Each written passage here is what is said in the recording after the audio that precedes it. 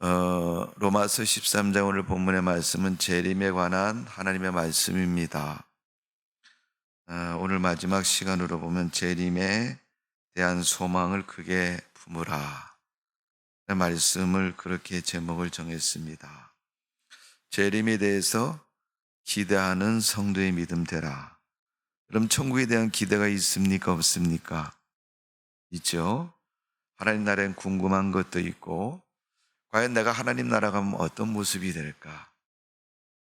우리 신앙생활하는 성도들은 그 문제가 가장 궁금하기도 하고 기대되는 모습입니다. 그렇다면 예수님이 이 땅에 다시 오신다 그랬는데, 우리가 하나님 나라 가기 전에 오신 주님 만나고 그 만남에 대한 그 기쁨과 소망이 우리에게 기대가 됩니다. 그래서 언제 오실지 모르지만 오늘 오시면 오늘 만나는 것이고, 내가 죽은 다음에 오면 하나님 나라 가서 주님 만나는 것이고, 어쨌든 주님 만나는 만남의 기대가 우리 성도에게 있어야 됩니다. 성경은 그런 면에서 하나님 말씀일 뿐 아니라 우리의 인생과 우리의 신앙과 삶을 가르쳐주고 있는 말씀입니다. 그래서 성경을 잘 읽으시고 성경에서 가르치는 그 신호와 방향을 따라서 믿음으로 사시고 승리하는 성도의 삶 되시기를 주님의 이름으로 축복을 드립니다. 여러분, 군인들이 싸움을 할 때 그런 얘기를 합니다. 적을 알고 나를 알면 백전백승이다. 아는 것만큼 중요한 일이 없죠. 그래서 우리가 아는 것을 많게 하기 위해서 공부를 합니다. 그래서 공부는 죽을 때까지 하죠. 내가 이제 나이가 70이 넘는데 지금 배워서 뭘 하겠느냐. 여러분, 사람의 인생은 제가 늘 말씀을 드리지만 살아보고 리바이벌해서 사는 게 인생이 아니고 처음부터 마지막까지 한 번 살고 마치는 게 인생의 모습입니다. 그렇기 때문에 젊었을 때는 젊었을 때 배움이 따로 있고, 나이 먹으면 나이 먹은 대로 내가 배우는 것이 따로 있어요. 그 두 번 배워서 언젠가 다시 기회가 되면 써먹는다, 그건 아니지만 지금 오늘 배우면서 오늘 세상을 살고 인생을 살아갑니다. 그래도 하나님이 우리 인간에게 지혜와 명철을 주셨기 때문에 미리 배워놓지 않아도 지금 이 순간에 배워도 그 배움 때문에 복이 있는 인생이 된다는 거예요. 그 얼마나 여러분 복된 인생입니까? 지금 내가 배우면서 그 배움 때문에 알게도 되고 복도 받는다는 거죠. 오늘 우리가 성경에서 재림을 말하는데, 재림은 우리가 보면 어떻게 보면 시적인 면에서 보면 미래에 대한 사건이라고 말할 수 있어요. 앞으로 일어날 일이고 언제 일어날지도 모르는 묘연한 그러한 시기를 가진 약속입니다. 그러나 그 약속은 성경에 기록되어 있고 성경은 분명히 이루어진다고 말씀하고 있습니다. 적을 알고 나를 알면 백전백승이 된다는 것은, 적을 알면 어떻게 내가 전술을 만들어서 적을 이길 수 있을까 방법을 연구하는 것이고, 또 나를 아는 것이 중요한 것은 내가 가진 지금 이 인적 자원, 물적 자원을 통해서 나보다 강하고 아니면 나보다 약하지만 적을 어떻게 효과적으로 잘 이길 수 있을까 하는 방법을 알게 되는 것입니다. 예수님께서는 요한복음 4장 35절에 지금은 추수 때라고 말하고 있습니다. 그러면서 추수할 일꾼을 주님께 요청하라. 그러면 주님이 너에게 일꾼 허락해 주실 것이다. 저는 이 말씀에 늘 소망을 가지고 기도합니다. 하나님, 우리 교회에도 성도들이 좀 많았으면 좋겠습니다. 또 많은 것뿐만 아니라 그 많은 성도들이 열심히 일하는 믿음의 성도였으면 참 좋겠습니다. 어차피 우리는 신앙의 사명을 가진 사람이고, 큰 일이든 작은 일이든 하나님의 거룩한 일을 붙잡고 믿음으로 사는 성도입니다. 성도가 여러분 믿음이 있다는 것은 믿음의 일을 하기 때문에 믿음이 있는 거예요. 교회를 왔다 갔다 하기 때문에 믿음이 있다는 얘기 아닙니다. 물론 믿음은 그렇게도 표현이 되고 그런 믿음도 있습니다. 그러나 진정한 믿음의 가치는 하나님의 일을 붙잡고 하나님의 일을 쓰임받는 일꾼이 되었을 때 진정한 믿음입니다. 우리가 여러분 유명한 디자이너가 한 벌에 5천만 원짜리 양복을 만들었다고 칩시다. 우리 남자분들 5천만 원짜리 양복 있으면 궁금하죠. 한번 내가 한번 입어볼까? 5천만 원이라는데 이게 어떤 옷일까? 세상에는 옷이 날개라는 말이 있잖아요. 여러분. 그러니까 저 비싼 옷을 입으면 내가 어떻게 보일까? 기대가 있잖아요. 궁금한 게.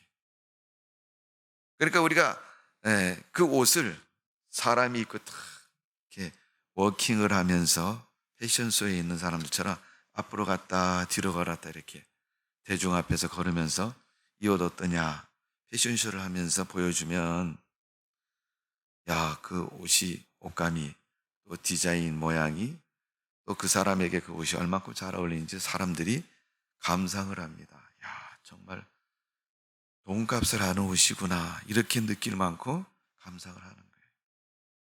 근데 그 비싼 옷을 마네킹에다 딱 입혀놓고 여러분 어떠세요? 마네킹 보고 야, 너 5천만 원짜리 옷 입었는데 어떠냐? 말 좀 해봐라. 이렇게 마네킹이 말을 못하죠. 감촉도 말하지 못할 것이고 옷을 입었더니 기분이 어떻다고도 말하지 못할 것이고 그가 움직이면 움직여야 되는데 움직이지 못하고 가만히 서 있는 마네킹이니까 아무 의미가 없는 옷이 되고 마는 것입니다. 여러분 하나님이 우리에게 주신 믿음 그 은혜 이게 여러분 세상에서 비교한다면 몇 천만 원짜리 양복보다도 더 훌륭하고 귀한 것입니다. 근데 그 은혜를 우리에게 입혀주신 거예요. 근데 그 비싼 옷을 입고 마네킹처럼 살면 아무리 비싼 옷을 입어도 의미가 없는 그 마네킹하고 똑같은 거예요. 여러분. 내가 비싼 옷을 입고 걸어 다니고 감쪽도 말하고 또 옷 매무새도 폼잡고 자랑을 하면 야, 그 옷이 정말 좋은 옷이다라는 것을 사람들에게 선보이는 것이고 보여주는 것입니다. 오늘 우리는 하나님으로부터 세상에서 바꿀 수 없는 귀한 은혜를 가지고 살아가는 성도입니다. 자, 오늘 본문에도 보면 재림을 소망하는 하나님 나라를 기대하고 소망하는 성도들이 살아가는 그 삶의 모습을 오늘 본문에서도 요약해서 말씀하기를 세 가지를 말해요. 첫 번째는 하나님의 재림을 인식하고 살아가는 재림을 믿음으로 받아들이고 사는 성도는 어둠의 일을 버려야 된다라고 표현하고 있습니다. 자, 우리가 읽은 12절의 말씀을 보면 밤이 깊고 낮이 가까웠으니 그러므로 우리가 어둠의 일을 벗고 그랬잖아요. 어둠의 일이 뭐라고 말씀을 드렸죠? 제가 수요일날 기초적인 의미에서는 안 믿을 때 불신의 삶으로 살 때 불신이 어둠의 일인 거예요. 불신함. 내가 하나님 믿고 변화되기 전에 있었던 삶. 어떤 사람은 교회를 다니고 예수를 믿는데 아직도 변화가 안 됐어요. 아직도 어둠의 일을 그대로 가지고 있는 사람들이 있어요.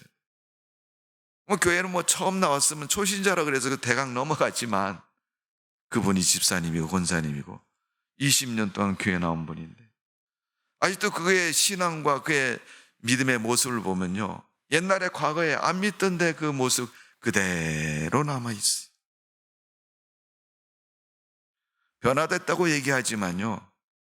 온전한 변화가 되기 전까지는 바울이 고백할 때 뭐라 그러냐면 내 속에 쓴 뿌리가 있다 그렇게 표현했어요. 쓴 뿌리. 로마서를 읽어보시면 쓴 뿌리가 있다. 그 쓴 뿌리가 어떻게 해요? 가끔씩 한 번씩 튀어나온다는 거예요. 잊어버릴만 하면 퍽 튀어나오고 잊어버릴만 퍽. 그래서 경건의 연습이 우리 신앙인들에게는 중요하다고 말씀하고 있습니다. 혹시 여러분 아직도 교회를 다니고 수십 년을 다녔음에도 어둠의 일을 못 버렸으면 그 어둠의 일을 갖고 특별히 한번 기도하십시오. 사도 바울도 자기의 가시를 위해서 특별히 3번 기도했는데 하나님은 지금 그 모습이 제일 좋은 모습이라고 말씀하고 있잖아요. 바울은 그 말씀을 듣고 응답을 받고 포기했습니다. 여러분, 기도 응답이라는 것은 내가 원하는 대로, 내가 계획 세운 대로 되는 게 기도 응답이 아니에요. 기도 누구한테 합니까? 하나님한테 하잖아요.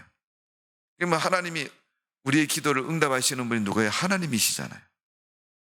그럼 하나님이 우리 기도를 받으시고 응답도 하나님이 하시면 어떻게 이루어지는 게 응답이에요? 하나님의 뜻대로 이루어지는 게 응답인 거예요. 그러니까 하나님께서 나는 이렇게 생각하고 나 이렇게 응답할 거야 그랬는데 기도하는 사람 아닙니다. 하나님 나 이렇게 해주세요. 이렇게 해주세요. 자꾸 그렇게 얘기해도 아니야 그게 아니고 이게 맞아. 그래서 바울이 그렇게 심하게 기도를 했더니 하나님이 그러시더라는 거야. 야, 그대로 사는 게 내게 좋다. 네가 그렇게 있는 것이 너무 자고하지도 않고 믿음 잘 지키고 하나님의 사람으로 살아가는데 최고의 조건이다. 식물도 여러분 조건이 좋아야지 잘 자랍니다. 나무도 그렇잖아요. 나무도 여러분 그 뿌리를 내린 땅 그리고 공중에 있는 햇빛, 공기, 또 비 이런 성장의 조건이 좋아야지 잘 자랄 수 있는. 그래서 제일 근본적인 것은 땅이죠.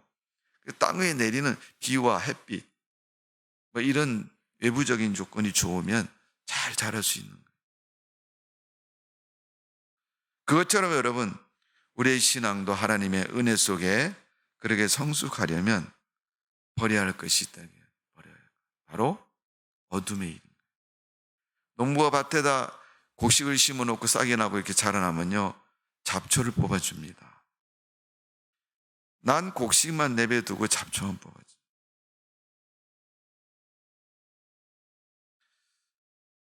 저는 뭐 농사를 그렇게 크게 많이 지은 사람은 아닙니다. 어릴 때부터 부모님을 도와서 농사 일을 같이 하다 보면요.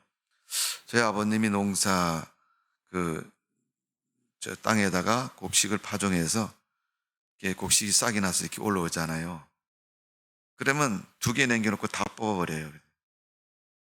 이제 심는 간격이 있잖아요. 여기다 심었으면 몇 센치 띄워서 또 하나 심고 이렇게 심고. 그러니까 그 농작물이 자라서 열매를 맺고 수확할 때까지 가장 최적의 소출을 거둘 수 있는 그런 거리가 있어요, 여러분. 그 거리를 딱 두고 나머지 부분은 다 뽑아버립니다. 그리고 주변의 잡초를 다 제거해요. 잡초를 제거하는 것은 농작물이 잘 크도록 하기 위해서 하는 거고, 그런데 문제는 그 심었던 파종했던 아까운 농작물을 왜 뽑아내느냐. 예를 들어서 우리가 쉽게 이해하면 과수원을 경작하는 농부가 사과나무를 심었어요. 봄에 꽃이 착 핍니다. 하얀 사과꽃이 피었는데 올해는 춥지도 않고 날씨가 좋아서 벌이 열심히 다니면서 수정을 해가지고 사과가 아주 주렁주렁 달렸어요. 농부가 어느 날 오더니 사과나무를 이렇게 쳐다보고 사과를 중간중간 따버립니다. 아니 그 아까운 사과를 왜 따요? 이유는 나머지 달려있는 사과를 좋은 사과를 얻기 위해서 솎아내기를 한다는 거죠. 그것처럼 여러분 우리에게 최적의 환경을 만드는 것. 신앙에도 여러분 어둠의 일을 벗어버려야 믿음의 최적의 환경이 되어진다는 것을 가르쳐주고 있습니다. 주님 오실 때까지 우리가 해야 될 일이 그 일이에요. 여러분 이 어둠의 일은 어떻게 버릴 수 있습니까? 방법은 한 가지입니다. 회개하면 버려지는 거예요. 회개하지 않으면 안 버려지는 겁니다. 끝까지 꼬리표처럼 쫓아다니는 거예요. 그건 예의가 없어요. 여러분 저도 마찬가지고 여러분도 마찬가지예요. 목사님이가 하나님께서 플러스 알파가 있어서 용서해 주시겠지? 절대 그렇지 않습니다. 제가 늘 그런 얘기 하잖아요. 목회를 하면서도 고민스러운 게 내가 어떻게 성도로 살 수 있을까? 내가 교인으로 어떻게 세상을 살아갈 수 있을까라는 것을 고민할 때 가끔 있다는 것이죠. 성경은 어둠의 일을 세 가지로 분류해서 말해요. 첫 번째는 사단의 일이고, 두 번째는 죄악의 일이고, 세 번째는 불신앙의 일이라고 그랬어요. 이 세 가지는 어둠의 일입니다. 버려야 돼요. 베드로전서 5장 9절의 말씀을 보면 이렇게 말하고 있습니다. 성령의 역사하는 그 삶의 현장에서 보면 마귀를 대적하라 이렇게 표현하고 있어요. 에베소서 4장 27절에서는 마귀가 틈타지 못하게 해라. 마귀는 대적해야 돼. 야, 오지 마. 대적이죠. 마귀가 내가 모를 때 보면 어떻게 해요? 틈타지 못하게 돼. 아니, 어느새 내 옆에 이렇게 왔어? 틈을 보이지 말라는 거예요. 그 마귀는 사람을 공격할 겁니다. 불신앙의 창을 가지고 콱콱 찌를 거예요. 아프게 찌를 것이고 넘어지게 찌를 것이고 시험에 들게 찌를 것입니다. 그래서 에베소서에서는 틈을 타지 못하게 해라. 그래서 데살로니가 성도들에게 사도 바울이 쉬지 말고 기도해라. 그렇게 말해요. 기도의 방패를 가지고 마귀의 틈을 주지 말아요. 기도하다가 딱 쉬어버리면 어떻게 해요? 그 틈을 타서 싹 오는 거예요. 가룟 유다가 예수님을 팔아버릴 때 성경의 내용을 잘 읽어보세요. 유다에게 뭘 넣었어요? 예수를 팔 생각을 집어넣었다 그랬어요. 마귀가, 사단이. 그러니까 이 유다가 생각이 획가닥 돌아가 버린 거죠. 그래가지고 예수님을 팔아버립니다. 바울은 고린도후서 11장 3절에 보면 이 마귀의 유혹에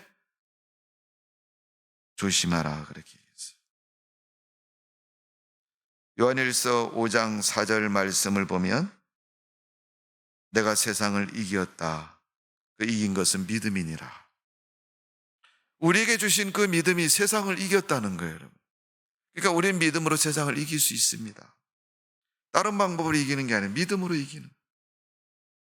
때로는 하나님을 향해서 바라보면서 하나님, 나 믿음 좀 주세요.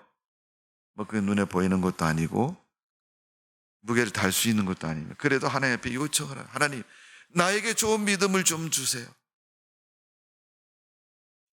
마치 니고데모가 예수님을 찾아와서 어떻게 영생을 얻을까라고 자문을 구한 것처럼 우리가 하나님 앞에 하나님 내가 어떤 믿음을 가졌으면 좋겠습니다. 이유도 무지도 따지지 말고 하나님 앞에 전적으로 메어 달리고 붙잡고 늘어지는 야구 같은 믿음을 가져야 됩니까? 하나님이 약속하실 때 그 약속 붙잡고 가나안 땅을 향해서 가는 아브라함 같은 믿음을 가져야 됩니까? 아니면 요즘처럼 이렇게 비가 많이 왔는데 깜짝 놀랐습니다. 오늘 예배 드리려고 오면서 보니 이 목감천이 보통 강물이 아니더라고요. 내가 시골에서 장마 때 본 비 수준으로 지금 오늘 물을 봤어요. 놀랐습니다. 제가 굉장히. 강둑에 사람들이 서서 우산을 받쳐들고 왔다 갔다 합니다. 언제 물이 넘을까 위험이 도사리고 있으니까 염려가 돼서 나와서 보는 거겠죠. 그것처럼 마귀는 우리를 향해서 거침없이 달려옵니다. 로마서 14장 23절에 보면 믿음을 쫓아 하지 아니하는 모든 것은 죄니라 그렇게 말씀하고 있습니다. 정말 그런가 아닌가 한번 볼까요? 우리가 로마서 13장을 봤는데 옆에 보면 14장 나오죠. 네. 23절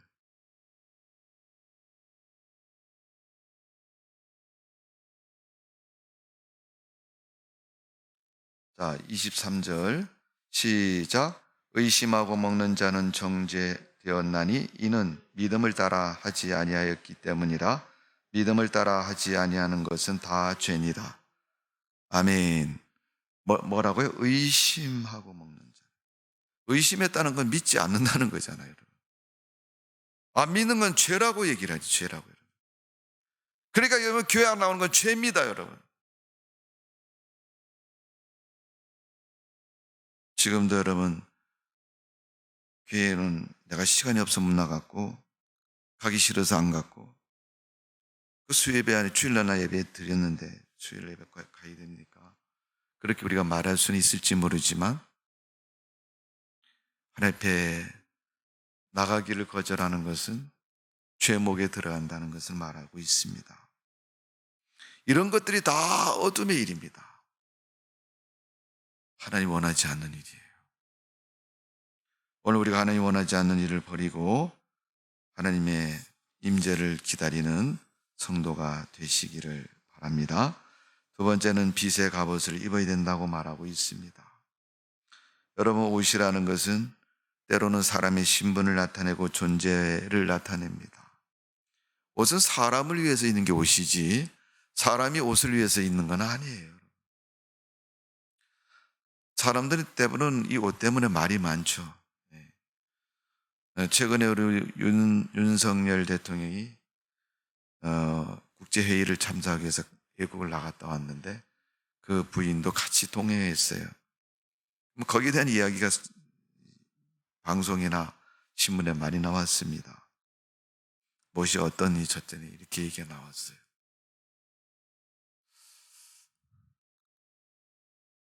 사람들이 그 옷에 대해서 얘기할 때는 옷이 결함이 있어서 옷에 대해 이야기할 수도 있고 그 옷을 입었는데 입은 사람이 그 옷에 합당한 사람이냐에 따라서 또 말을 합니다. 그렇잖아요? 목사님들은 주일날 예배를 집례하기 위해서 목사 가운을 입습니다. 하나님 앞에 드린 예배를 집례하는 데 있어서 입어야 될 옷이라는 거예요. 하나님이 지정해 주신 옷이죠.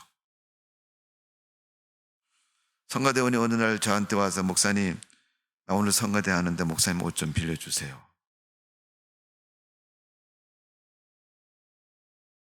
달라고 그러면 줄 수는 있지만 여러분, 그 옷을 입은 걸 모양을 보면 사람들이 그럴 거예요. 야, 너 목사님 옷 왜 입었냐고. 네가 입을 수 있는 옷이냐고 이렇게 물어볼 거예요.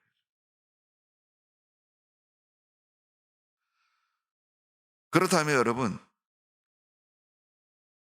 과연 그 옷을 입을 수 있는 사람이 입었다면 그 옷에 대해서 뭐라고 얘기해요?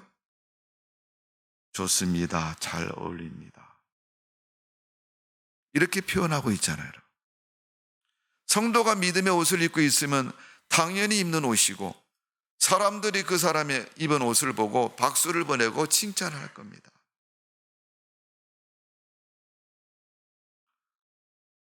나이가 지긋이 한갑이 된 연세 드신 분이 요즘 10대 아이들이 입는 배꼽티를 딱 입고 교회를 왔습니다.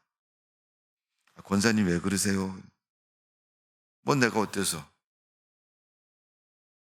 야, 내가 옛날에 초등학교 다닐 때 이런 옷 구경도 못했어. 요새 보니까 시장 가니까 맨 걸려 있더라고요. 이 집도 있고 저 집도 내가 하나 이쁘다고 생각이 돼서 하나 사 입고 왔어. 그러니까 젊은 사람들이 그래요.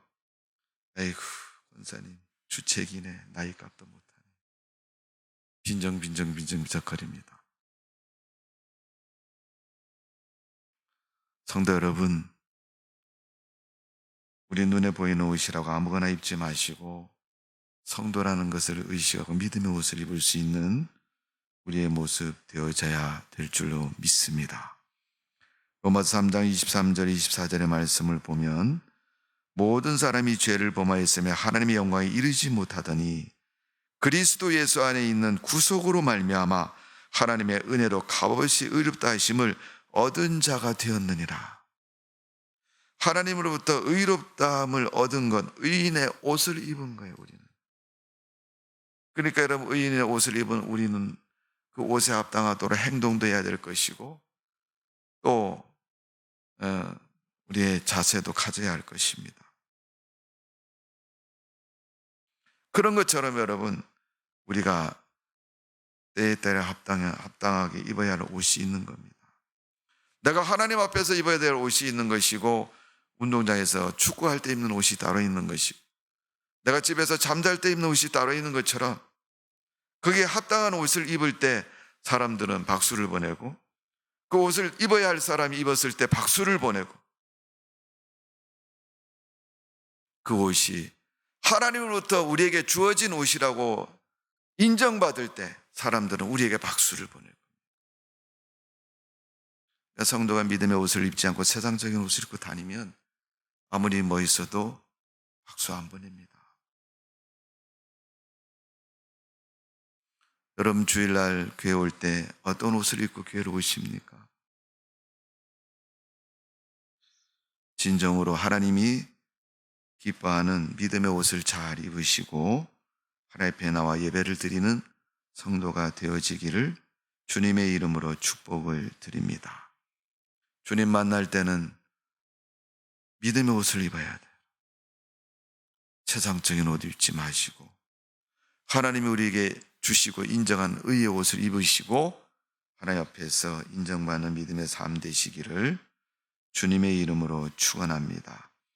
나는 세상 어두운 데서 부름을 받은 그리스도인이기에 언제든지 사람들 앞에서나 하나님 앞에서나 믿음의 옷을 입고 신분을 나타낼 수 있는 성도의 삶이 되어지기를 주님의 이름으로 축복을 드립니다. 마지막으로 소망을 가진 재림을 기억하는 성도들의 기대의 신앙은 오늘 본문에 보면 낮에와 같이 단정히 행해야 된다. 자, 오늘 본문의 말씀을 보면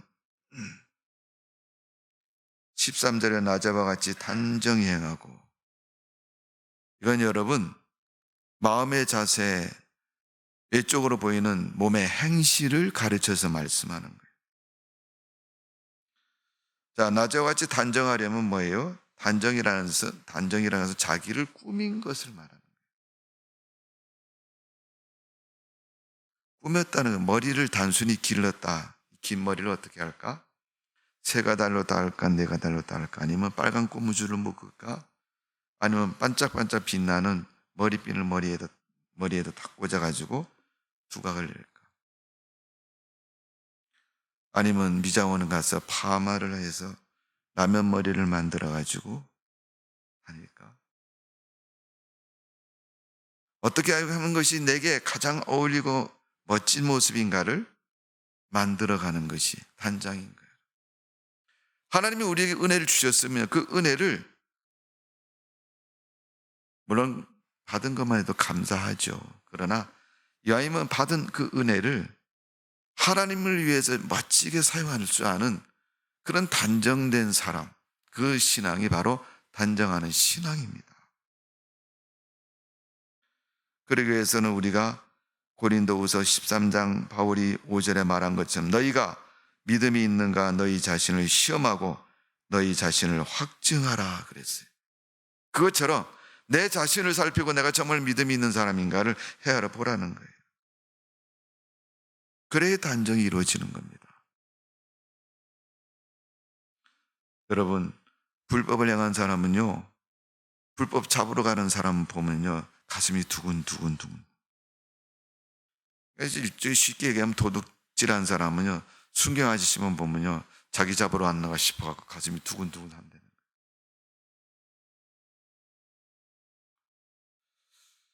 두 번째는 요한복음 14장 6절에 보면 내가 곧 예수께서 가라사대 내가 곧 길이요 진리요 생명이니 나로 말미암지 않고는 아버지께 올 자가 없느니라.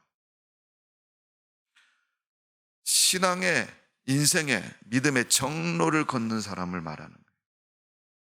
단정한 사람은 정로를 걷는 사람이다. 예수님 뒤를 졸졸졸졸졸 쫓아다니는 사람. 예수님이 귀천할 정도로 졸졸졸졸 주님을 쫓아다녀. 야, 좀 제발 너 좀 따라해라.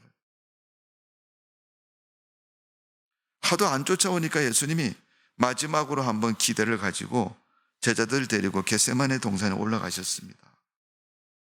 그래갖고 제자들 보고 야, 너 여기 앉아서 기도 좀 해라. 그리고 예수님 저기 가서 기도하시. 이 거리가 있는데 한눈에 보이는 거리입니다. 이렇게 앉으셔서 열심히 예수님이 기도하는 걸 보고 제자들이 이렇게 옆눈을 탁 쳐다보고 우리 주님 열심히 기도해 나도 기도해야지. 이렇게 기도를 해야 되는데 그 사람들은 자고 있는 거예요. 졸고 있는 거예요. 예수님이 그걸 보시고 오셔가지고 야, 일어나 기도 좀 해라. 여러분, 마리와 요셉과 더불어서 예수의 어린 시절 절기 신앙생활의 모습을 성경은 짧지만은 기록하고 있는데, 성전의 주인공으로 기록하고 있고, 세상의 어떤 종교인하고도 결코 예수님의 그 진리가 뒤지지 않는다는 사실을 가르쳐 주고 있습니다. 예수님의 모습이에요.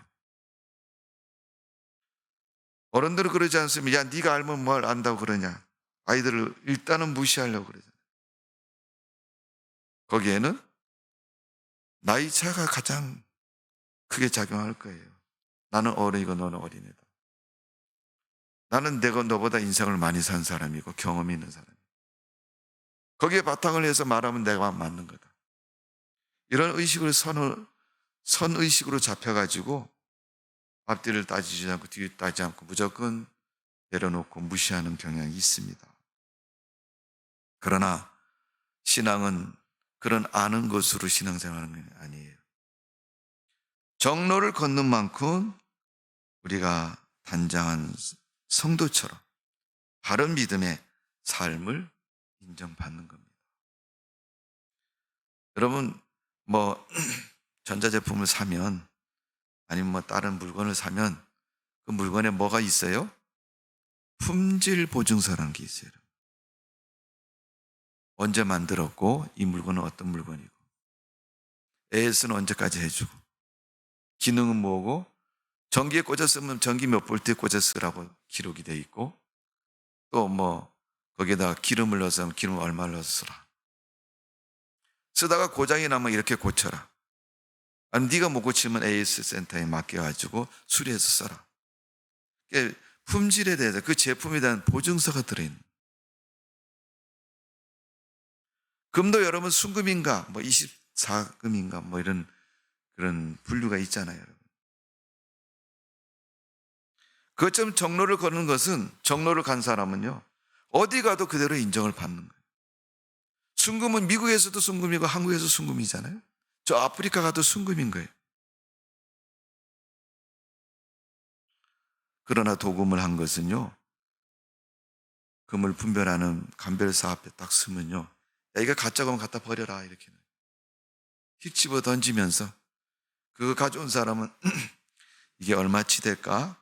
순금으로 생각하고 이게 얼마치 될까 들고 와서 이거 얼마예요? 이렇게 물어보지만 한목에 갖다 던지면서 야, 이거 갖다 버려, 이렇게. 아니, 왜 그걸 갖다 버려 그러세요? 이게 얼마짜리인지 알고나 갖다 버려 그러세요? 그렇게 항의를 해도 그 사람은 한눈에 진짜와 가짜를 알아보기 때문에 이거는 가짜니까 값어치가 없습니다. 신앙은 여러분 항상 정로를 걸어야 돼요. 하나님 말씀을 따라서 정로를 걸어요. 제자들이 예수님을 졸졸졸 쫓아다니는 것처럼 우리가 성경 말씀을 졸졸졸 쫓아다니면서 정로를 걸어야 우리가 낮에 단정한 자와 같이 그런 믿음의 삶을 인정받고 살아갈 수가 있는 줄로 믿습니다. 세 번째, 낮에 같이 단정하는 모습은 질서와 규례를 따라 살아간다는 거예요. 이거 어떻게 생각하면 세상적인 질서와 규례를 말한다고 생각할 수 있지만은 그게 아니고 믿음의 질서와 믿음의 규례입니다. 신명기 5장 32절 33절에 보면 성경을 이렇게 기록하며 그런즉 너희 하나님 여호와께서 너희 명령하신 대로 너희가 삼가 행하라. 좌로나 우로나 치우치지 말고 너희 하나님 여호와께서 너희에게 명하신 모든 도를 행하라. 그리하면 너희가 삶을 얻고 복을 얻어서 너희의 얻은 땅에서 너희의 날이 장구하리라. 그렇게 말씀하셨어요. 좌로나 우로나 치우치지 말라는 게 그 질서의 핵심적인 모습이에요. 왜 사람들이 좌우로나 우로나 치우칩니까? 불신에 빠지면 그렇게 됩니다. 이 말씀이 여러분 인용을 한 것은 아니지만 반복적으로 기록된 데가 있어요. 여호수아 1장에 보면 모세가 이스라엘 백성들에게 여호수아를 소개합니다. 여러분, 나는 지금까지 여러분 광야를 지나면서 이 요단강 앞에까지 왔습니다. 지금까지 인도하신 분은 하나님이고 하나님의 축복입니다. 근데 하나님 말씀하시기를 나보고 비싼 산에 올라가라고, 앞에 보이는 저 산에 올라가라고 말씀하십니다. 그러면서 내 사명 이제 다 완수했다. 그래서 하신 말씀이 이 여호수아를 후계자로 세우라고 말씀. 그러면서 마지막 고별사와 그 여호수아에게 교훈하는 한마디의 말이, 여호수아 1장 9절에 보면 마음을 극히 담대하고 강하게 해라. 하나님 말씀 붙잡고 좌로나 우로나 치우치지 말라 그랬어요. 그리하면 내가 형통하게 될 것이다. 신명기 5장에 이스라엘 백성을 향해서 이미 그렇게 말씀한 것처럼, 어쩌면 오늘 이 시대에 하나님의 사람으로 세상을 살아가는 성도들에게 하나님은 그렇게 말씀한 것처럼 우리가 단정하는 자세로 들은 말씀을 참 몸에 익혀가지고 그대로 불신하지 말고 실천하면서 살아가는 그런 신앙의 진지함과 열심이 우리를 아름다운 믿음으로 단정시킬 수가 있는 겁니다. 그래서 우리는 예수님의 밝은 빛 앞에서 우리 자신을 살피고 예수님이 가시는 길을 걸어가며 하나님의 말씀을 붙잡고 이리저리 흔들리지 말고 단정한 사람처럼 살아가야 주님의 재림을 소망하고 기다리는 성도의 신앙과 삶의 모습이라는 것을 분명히 가르쳐주고 있습니다. 성도 여러분, 사도 바울이 재림에 대해서 말하면서 성도들에게 말합니다. 어둠의 일을 벗어버리고 빛의 갑옷을 입어라. 그리고 낮에와 같이 단정하는 그런 자세로 성도로 살아가라고 말씀하고 있습니다. 오늘 여러분의 삶이 그런 삶 되시기를 바랍니다. 여러분의 믿음이 그런 믿음 되시기를 주님의 이름으로 축복을 드립니다. 기도하겠습니다. 아버지 하나님, 하나님께서 우리를 사랑하시고 보호하셨기에 우리의 목숨도 있고 가진 물질도 있고 우리에게 주신 교회도 있으며 하나님을 믿고 따를 수 있는 삶의 세상도 있습니다. 비록 코로나19라는 고단한 시간들을 지나왔지만 그래도 하나님은 그 어려움 속에서도 우리를 지켜주시고 오늘 이 순간까지 함께해 주신 줄로 믿습니다. 주님 만날 것을 기대하면서 어둠의 일을 벗어버리고 믿음의 은혜의 옷을 입고 좌로나 우로나 치우치지 않고 날마다 내 자신을 살피고 믿음의 단장을 이루어서 복이 있는 성도로 살아가게 하여 주옵소서. 그런 믿음의 성도가 되기를 원합니다. 하나님, 우리를 선히 인도해 주옵소서. 어느 누구 한 사람 빠짐없이 다 그런 믿음의 삶을 살아갈 수 있도록 하나님이여 우리를 축복하여 주옵소서. 감사드리며 예수님의 이름으로 기도하옵나이다. 아멘.